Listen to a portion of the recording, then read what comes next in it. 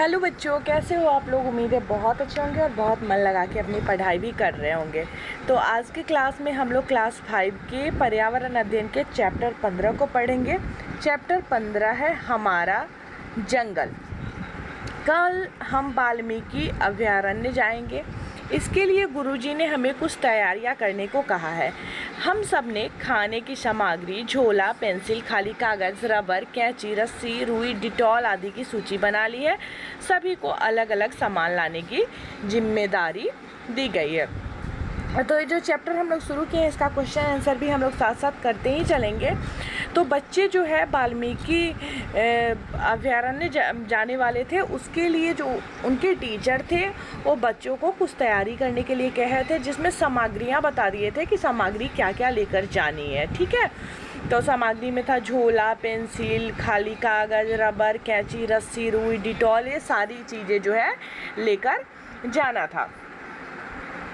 सभी बच्चे कहाँ घूमने जाने वाले थे? तो सभी बच्चे वाल्मीकि राष्ट्रीय उद्यान घूमने जाने वाले थे। उसके लिए उन्होंने क्या क्या तैयारियां की थी? तो उन्होंने जो तैयारियां की थी, सबने खाने की सामग्री लिया, झोला, पेंसिल, सादा कागज़, रबर, कैंची, रस्सी, रुई, डिटॉल, तौलिया, साबुन, पानी का बोतल इत्यादि सामग्री सभी ने मिलकर साथ ले जाने के लिए जो है वो रख लिया। बिहार राज्य में स्थित है ये वाल्मीकि राष्ट्रीय उद्यान। बाघों का संरक्षण स्थल माना जाता है, जो एक वन्य जीव अभयारण्य के नाम से भी जाना जाता है। तो याद रखिएगा, ये बिहार में ही है। अभयारण्य जंगल का वह भाग होता है जहाँ पे जंगली जानवर बिना किसी खतरे के खुले में घूम सकते हैं। ठीक है ना, तथा उनके जीवन यापन की सारी सुविधाएं तथा अनुकूल वातावरण जो है उनको उपलब्ध कराया जाता है वहाँ पे। तो अगले दिन सवेरे जल्दी ही हम अभयारण्य के लिए रवाना हो गए। सभी ने बस में बहुत मज़े किए। बस में गुरुजी ने बताया कि हम सब अभी वाल्मीकि राष्ट्रीय उद्यान, जो एक वन्य जीव अभयारण्य है, देखने जा रहे हैं। यहाँ मुख्य रूप से बाघ का संरक्षण किया जाता है। तो टीचर जो है वो बताते हैं कि यहाँ मुख्य रूप से बाघ का संरक्षण जो है वो किया जाता है। तो इस बात को हमेशा ध्यान में रखिएगा कि वाल्मीकि राष्ट्रीय उद्यान जो है वो बाघों का ही संरक्षण स्थल माना जाता है। ठीक है, यहाँ मुख्य रूप से बाघ का संरक्षण किया जाता है। अभयारण्य जंगल का वह हिस्सा होता है जहाँ जंगली जानवर जो है बिना किसी खतरे के खुले में घूम सकते हैं और हम उन्हें कोई नुकसान नहीं पहुँचाते हुए इसकी सैर भी कर सकते हैं। अभयारण्य पहुंचकर गुरुजी ने हम सभी को गंदगी नहीं फैलाने तथा जानवरों को परेशान नहीं करने के बारे में समझाया। तो जो टीचर थे, जो बच्चों को लेकर गए थे घुमाने, तो उन्होंने बच्चों को कहा कि यहाँ पे गंदगी नहीं फैलाना है, साथ ही जानवरों को परेशान भी नहीं करना है। इसके बाद हम सभी छोटी छोटी गाड़ियों में बैठकर अभयारण्य घूमने निकले। इसके बाद सभी बच्चे जो है छोटी छोटी गाड़ी में बैठ जाते हैं और घूमने के लिए निकल जाते हैं। हमने साल, शीशम, खैर, सेमल, जामुन आदि के पेड़ देखे। और वहाँ पे पेड़ किस किस चीज़ का था? तो साल का था, शीशम का था, खैर का था, सेमल का था और जामुन का था। अचानक गाड़ी रुक गई। हमने देखा कि बहुत सारे हिरन एक साथ पानी पी रहे हैं। सबको बहुत अच्छा लगा। कुछ बच्चों ने उसकी तस्वीर भी ली। तो बच्चे देखते हैं कि बहुत सारा हिरन जो है वहाँ पे पानी पी रहे हैं और बच्चे बहुत खुश हो जाते हैं इस दृश्य को देखकर, और कुछ बच्चे जो है फ़ोटो भी लेते हैं। अचानक हिरनों के झुंड में हलचल हुई। गाड़ी के ड्राइवर ने हमें शांत रहने का इशारा दिया। तो अचानक जो होता है, हिरन का झुंड है उसमें हलचल मच जाती है और गाड़ी जो चला रहा था, गाड़ी के ड्राइवर जो है वो उस बच्चों को कहते हैं शांत रहने के लिए। थोड़ी देर बाद का नज़ारा तो आश्चर्यचकित करने वाला था। हमने देखा कि झाड़ियों में से अचानक एक शेर निकला। हम सभी बहुत चक्के रह गए। हिरणों का झुंड भी कुछ घबराया सा था और वे इधर उधर भागने लगे। अब जो नज़ारा था ना, वो बहुत आश्चर्यजनक था, क्योंकि वहाँ पे एक शेर निकला हुआ था झाड़ियों से। सभी जो है बहुत चक्के रह गए और हिरणों का झुंड जो है बहुत ज़्यादा घबरा गया। घबरा कर वह इधर उधर भागने लगा। आपको क्या लगता है कि हिरणों के झुंड में हलचल क्यों हुई? अब क्वेश्चन पूछ रहा है कि आपको क्या लगता है हिरणों के झुंड में हलचल जो है वो क्यों हुई। तो जंगल शांत वातावरण का प्रतीक होता है। वहाँ पक्षी के कलरव तथा जीव जंतु एवं जानवरों की आवाज़ सुनाई पड़ती है, परंतु बच्चों की कोलाहल को सुनकर उसे नए आवाज़ की अनुभूति हुई। हिरणों को लगा कि शिकारी मुझे मारने तो नहीं आ रहे हैं। इन्हीं कारणों से हिरणों के झुंड में हलचल जो है वो मच गई। ठीक है, इसके बाद है ड्राइवर ने बताया कि इस अभयारण्य में कभी कभार ही ऐसा नज़ारा देखने को मिलता है क्योंकि यहाँ बाघों की संख्या बहुत कम रह गई है। थोड़ी देर बाद हम वहाँ से आगे बढ़ गए और जंगल में एक ऐसी जगह जाकर रुके जहाँ खुला मैदान था। वहीं बैठकर गुरुजी से बात करने लगे। हमने उनसे जंगल के बारे में बहुत कुछ जाना। इसके बाद ड्राइवर जो है वह बताता है कि यह जो नज़ारा आप लोग को देखने को मिला है, मतलब आप लोग को शेर जो देखने को मिला है, ऐसा नज़ारा शायद ही कभी कभी मिलता है क्योंकि यहाँ पे जंगलों में शेर की संख्या, बाघों की संख्या जो है वो बहुत कम हो गई है ना। थोड़ी देर बाद टीचर के साथ बच्चे बैठते हैं और क्वेश्चन जो है टीचर से करना शुरू कर देते हैं। वहाँ से हमने कुछ पेड़ पौधे की पत्तियाँ, फूल इकट्ठा किए और गुरुजी से उनके बारे में प्रश्न पूछकर उनके बारे में जाना। लौटते समय भी हमने बहुत सारे जानवर देखे जैसे बंदर, खरगोश, सांप, लोमड़ी, अजगर। इसके बाद बच्चे जो है वहाँ से पेड़ पौधे की पत्तियाँ, फूल ये सब इकट्ठा करते हैं और गुरुजी से उसके बारे में प्रश्न पूछते हैं। और लौटते समय इन लोगों ने जानवर भी बहुत सारा देखा जिसमें बंदर, खरगोश, सांप, लोमड़ी, अजगर ये सब था। अगले दिन कक्षा में जो बच्चे अभयारण्य घूमने के लिए नहीं जा पाए थे उनमें क्या क्या हुआ जानने की बड़ी उत्सुकता थी। सीमा ने पूछा, तुम सबने कल वहाँ क्या देखा? तो जो बच्चे नहीं जाते हैं ना तो उनको और ज़्यादा वो होते रहता है, उत्सुकता रहती है कि जो बच्चे गए होंगे उन्होंने क्या देखा होगा। तो सभी पूछते हैं। तो चीनू बताता है कि जैसे ही हम वहाँ पहुँचे हमने जंगल देखा। उसके अंदर जाने पर हमने एक बाघ और हिरन के झुंड को आमने सामने देखा। फिर सीमा पूछती है, जंगल क्या होता है? क्या वह हमारे आम के बगीचे जैसा होता है? तभी गुरुजी बताते हैं, नहीं, जंगल में अलग अलग तरह के पेड़ पौधे और तरह तरह के जीव जंतु होते हैं। ठीक है, बच्चों ने जंगल में क्या क्या देखा? तो बच्चों ने जंगल में अनेक पेड़ पौधे, फूल, पत्तियाँ, जानवर जैसे बंदर, खरगोश, सांप, लोमड़ी, अजगर, हिरन के झुंड, शेर, बाघ, साल, शीलम, खैर, सेमल, बरगद, पीपल, जामुन आदि को देखा। कौन सा नज़ारा था जिसको देखकर सभी दंग रह गए? बहुत सारे हिरन जो है एक साथ पानी पी रहे थे और बच्चों की किलकारी ने उनके झुंड में जो है हलचल पैदा कर दी। इतने ही देर में झाड़ी से एक शेर निकला और हिरन का झुंड भी घबराया हुआ इधर उधर भागने लगा। इस दृश्य को देखकर बच्चे जो है दंग रह गए। इसके बाद है जंगल बगीचे से अलग कैसे होता है, लिखिए। तो जंगल में पहला दूसरा ऐसे करके लिखेंगे। पहला जो लाइन है उसमें लिखेंगे अलग अलग तरह के पेड़ पौधे का संग्रह जो है जंगल में होता है, और बगीचा में लिखेंगे किसी खास प्रजाति के पेड़ पौधे का संग्रह।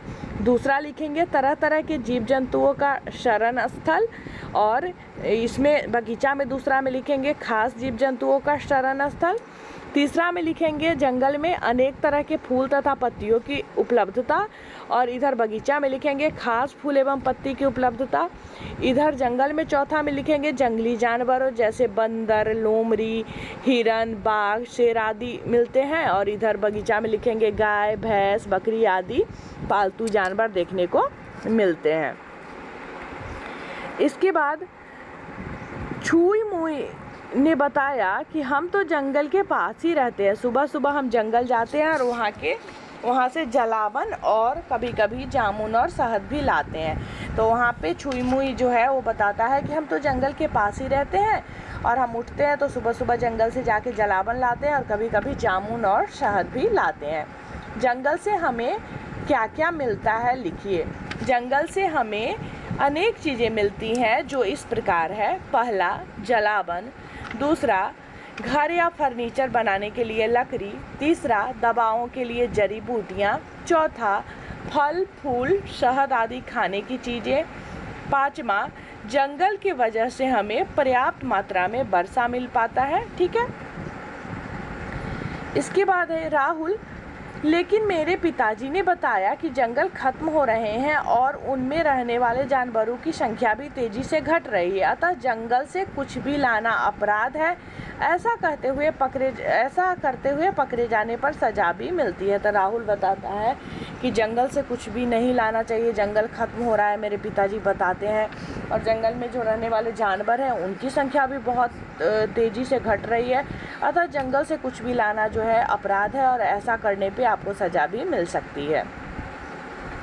इसके बाद क्वेश्चन है, अगर राहुल की बात सही है तो फिर छुई मुई का परिवार जलावन व अन्य चीज़ों की व्यवस्था कैसे करेगा? अपने दोस्तों के साथ चर्चा करके लिखिए। राहुल ने कहा कि जंगल धीरे धीरे खत्म हो रहा है, उसमें रहने वाले जीव जंतु भी धीरे धीरे विलुप्त हो रहे हैं, अतः जंगल से कुछ भी लाना अपराध है। ये सारी बातें सही है, परंतु छुई मुई जंगल के पास रहती है, उसके परिवार जलावन के लिए लकड़ी तथा अन्य चीज़ जंगल से लाते हैं, ये सब करना उचित नहीं है। जलावन के लिए सूखी लकड़ी जंगल से तथा गोबर से जलावन को तैयार करना चाहिए। जंगल से पके हुए फल कुछ मात्रा में जो गिर पड़े हुआ आप ला सकते हैं। इसके बाद है, अगर सारे जंगल खत्म हो जाएंगे तो क्या होगा? तो अगर सारे जंगल खत्म हो जाएंगे तो बहुत नुकसान होगा। पहला, हमारे पर्यावरण में पेड़ पौधों की कमी हो जाएगी। दूसरा, जीव जंतु विलुप्त हो जाएंगे। तीसरा, हमें जलावन तथा फर्नीचर की लकड़ी नहीं मिल पाएगी। चौथा, दवाओं के लिए जड़ी बूटियाँ नहीं मिलेगी। पाँचवा, फल फूल शहद आदि में कमी हो जाएगी। छठा, वर्षा की काफ़ी कमी हो जाएगी। और सातवां, मौसम में बदलाव जो है वो आ जाएंगे। और लास्ट है, आने वाली पीढ़ी को कोयला, पेट्रोल, डीजल, किरोसिन ये सब नहीं मिल पाएंगे। लास्ट क्वेश्चन है, जंगलों को खत्म होने से बचाने के लिए क्या क्या किया जा सकता है? तो जंगलों को खत्म होने से बचाने के लिए निम्नलिखित उपाय किए जा सकते हैं, जिसमें पहला होगा जलावन या अन्य उपयोग के लिए लकड़ी काटने पर प्रतिबंध। दूसरा, अधिक से अधिक पेड़ पौधे को जंगली क्षेत्र में लगाने से। तीसरा, जंगली पेड़ पौधे घास तथा झाड़ियों के समुचित विकास से उसके लिए वैज्ञानिक शोध तथा उस पर कार्य करना। और चौथा, आदिवासी समाज जो जंगली संपदा को किसी न किसी रूप में दोहन करते हैं उनके लिए अलग से सारी चीज़ों की व्यवस्था करना इत्यादि।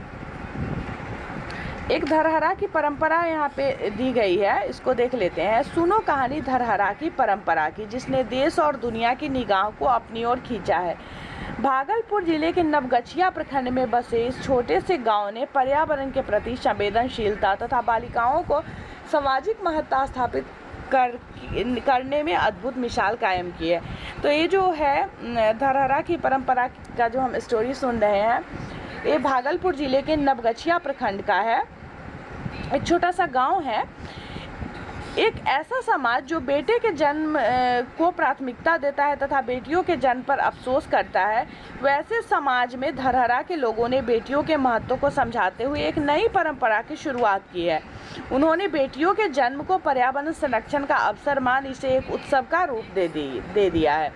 तो यहाँ पे बेटियों का जन्म होता है तो उसके महत्व को समझते हुए एक नई परंपरा की शुरुआत की गई है और उन्होंने बेटी का जो जन्म होता है उसको पर्यावरण संरक्षण का अवसर मानकर इसे एक उत्सव का रूप दे दिया। धरहरा गांव में जब भी किसी के घर बेटी जन्म लेती है तो वे न केवल खुशी से भर उठते हैं बल्कि इस शुभ अवसर पर किसी विशेष स्थान पर कम से कम 10 पौधे लगाते हैं।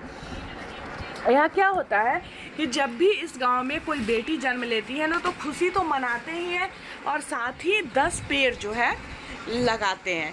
अपनी बेटी और लगाए हुए वृक्ष को वे बड़े स्नेह और प्यार से सहेजते हैं। इससे बेटी और वृक्ष दोनों का एक साथ विकास होता है। जिस तरह से बेटियां सामाजिक बदलाव का माध्यम बनती है, स्वस्थ समाज की रचना में सहायक होती है, उसी तरह से वृक्ष विलुप्त होते जंगल को बचाने और बढ़ाने में सहायक होते हैं। तो जिस तरह से बेटियां जो है सामाजिक बदलाव करती है, सामाजिक बदलाव का माध्यम बनती है और एक स्वस्थ समाज की रचना में सहायक होती है, उसी तरह जो वृक्ष है वो विलुप्त होते हुए जंगल को बचाने में सहायक होते हैं। इस प्रकार बेटियां और वृक्ष दोनों समाज और परिवार में समृद्धि का वाहक जो है वो बनते हैं। धरहरा की इस परंपरा से प्रभावित होकर लोग आज बेटी और वृक्ष दोनों के संरक्षण के प्रति संवेदनशील हुए हैं। इतना ही नहीं, बिहार के मुख्यमंत्री भी इस परंपरा से प्रभावित हो उसे प्रोत्साहन देने धरहरा गए। सचमुच धरहरा ने जो परंपरा शुरू की है उसे हम सभी अपनाएं तो हमारा पर्यावरण और समाज दोनों सशक्त होंगे। आइए आप सब संकल्प ले कि हम भी और वृक्ष लगाएंगे और अपने गांव को धरहरा जैसा बनाएंगे। तो हम सभी को एक संकल्प लेना है कि हम सभी वृक्ष लगाएंगे और अपने गांव को धरहरा जैसा बनाएंगे, क्योंकि यहाँ की परंपरा से प्रभावित होकर मुख्यमंत्री भी वहाँ पे गए और वहाँ के लोगों को उसके लिए काफ़ी धन्यवाद दिए, काफ़ी प्रोत्साहित किए। और इसलिए क्योंकि वहाँ के लोग जो हैं सो पर्यावरण और समाज दोनों के लिए बहुत काम कर रहे हैं। इससे पर्यावरण और समाज दोनों सशक्त होंगे। ठीक है, तो चलिए आज के क्लास में बस इतना ही। मैं मिलूँगी फिर आप लोगों से नेक्स्ट क्लास में। तो नेक्स्ट क्लास में चैप्टर 16 पढ़ेंगे हम लोग, और धीरे धीरे सारा चैप्टर जो है EVS का कंप्लीट हो जाएगा। हिंदी ऑलरेडी कंप्लीट कर चुके हैं, और जो भी विषय जो है बचा हुआ है धीरे धीरे करके मैं कर पाऊँगी। तो मिलती हूँ मैं फिर आप लोगों से नेक्स्ट क्लास में। तब तक के लिए बाय बाय।